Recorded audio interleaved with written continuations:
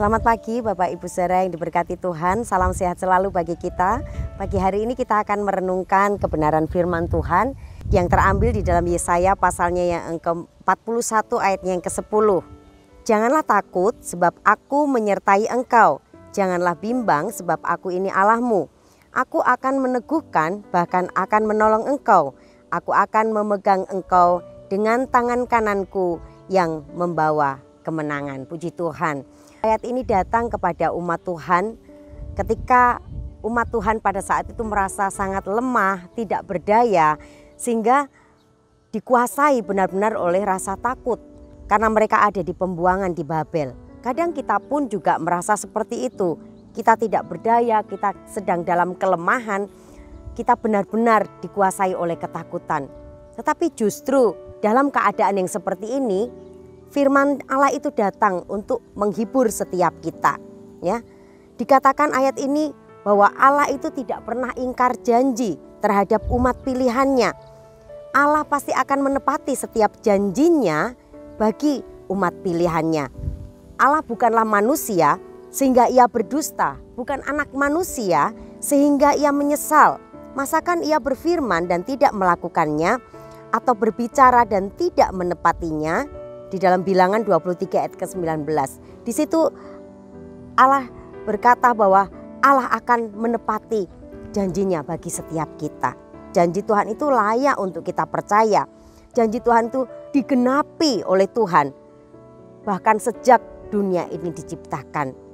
Firman Tuhan ini merupakan firman penghiburan dari Allah yang setia kepada janjinya pada bangsa Israel, bangsa pilihannya. Selama mereka tertawan di Babel, Tuhan yang telah memilih bangsa Israel dari segala bangsa yang lain di bumi. Di Yesaya 41 ayat yang ke-8 di sana dikatakan, tetapi engkau hai Israel, hambaku Yakub, yang telah kupilih, keturunan Abraham yang telah kukasihi. Jadi sekali Tuhan itu memilih orang-orang pilihannya Bapak Ibu Saudara, ia akan tetap memilih mereka dan tidak menolak mereka. Bahkan di ayat yang ke-9 di sana dikatakan, engkau yang telah kuambil dari ujung-ujung bumi dan yang telah kupanggil dari penjuru-penjurunya. Aku berkata kepadamu, engkau hambaku, aku telah memilih engkau dan tidak menolak engkau.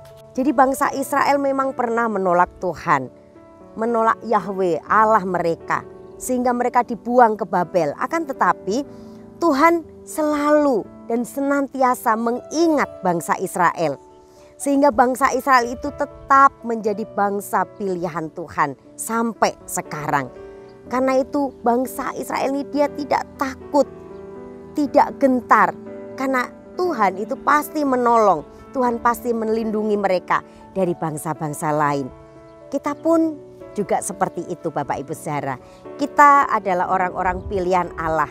Karena penebusan Tuhan Yesus Kristus di atas kayu salib. Di dalam Roma 8 ayat 29 sampai ayatnya 30 di sana dikatakan, ketika Allah sudah memilih kita, kita ditentukan, kita dipilih, kita dibenarkan di dalam Dia. Bahkan ketika kita dibenarkan, kita juga dipermuliakan di dalam Dia. Yesaya 41 ayat 10 ini merupakan penyingkapan bahwa penyertaan Tuhan Allah bagi setiap kita umatnya itu nyata dalam diri pribadi Tuhan Yesus Kristus, Sang Juru Selamat kita. Pertolongan dan penyertaan Tuhan di tengah-tengah ketakutan ada contohnya dalam menjalani kehidupan kita. Itu nampak dalam satu peristiwa ketika ia meredakan angin ribut.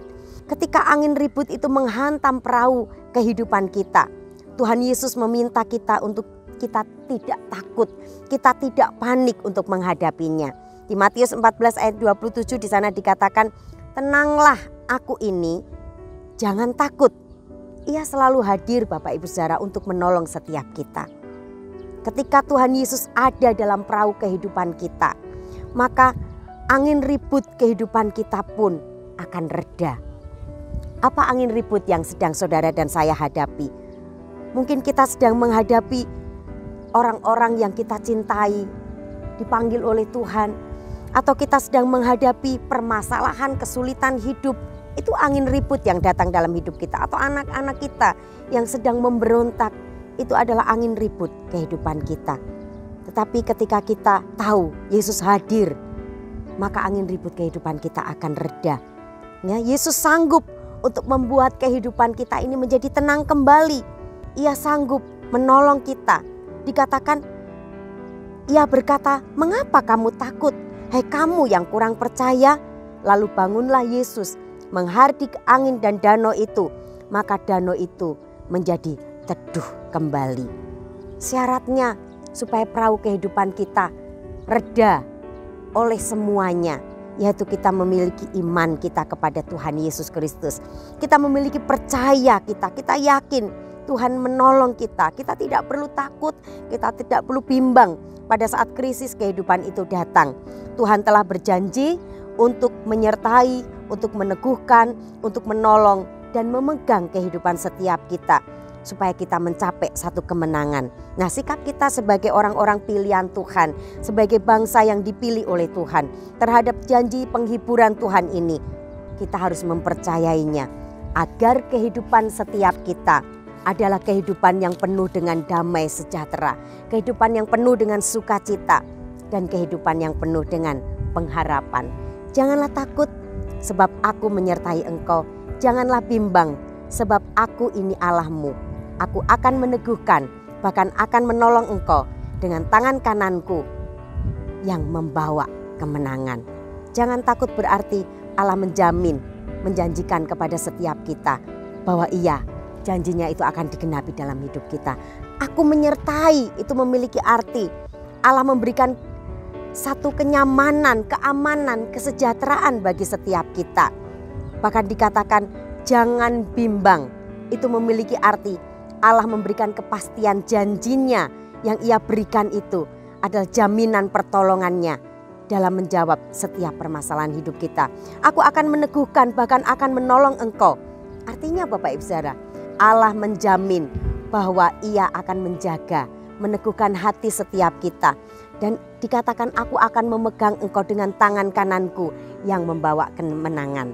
Artinya tangan kanan Tuhan yang penuh kuasa akan selalu membawa kita di dalam jalan-jalan kemenangannya Tuhan. Puji Tuhan, tetap tinggal di jalannya Tuhan, percaya kepada Dia, miliki iman, maka Tuhan akan menyertai langkah-langkah kehidupan kita.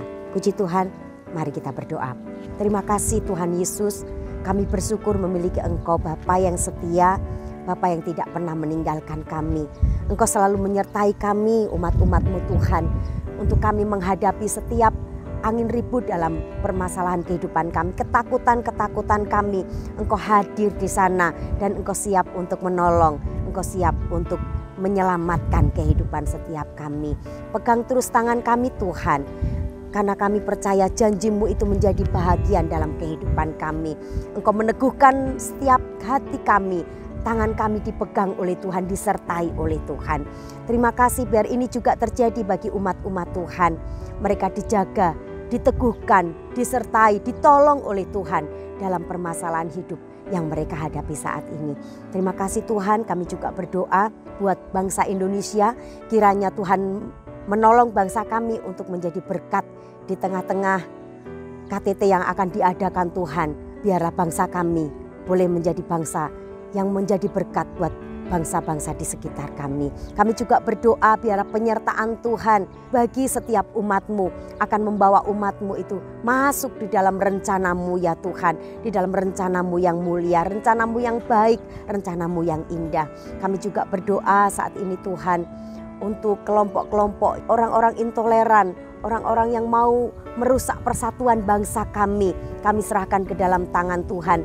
Biarlah kasih karunia Tuhan turun atas bangsa kami. Tuhan menjaga, menyelamatkan, dan melindungi bangsa kami. Ini yang menjadi doa sembahyang kami pagi hari ini Tuhan. Kami percaya Engkau mendengar, Engkau menjawab setiap seru doa kami. Dan pagi ini kami mau melangkahkan kaki kami dengan penuh iman, penuh keyakinan bahwa Engkau selalu beserta dengan kami. Terima kasih Tuhan, di dalam nama Tuhan Yesus Kristus kami sudah berdoa. Haleluya. Amin.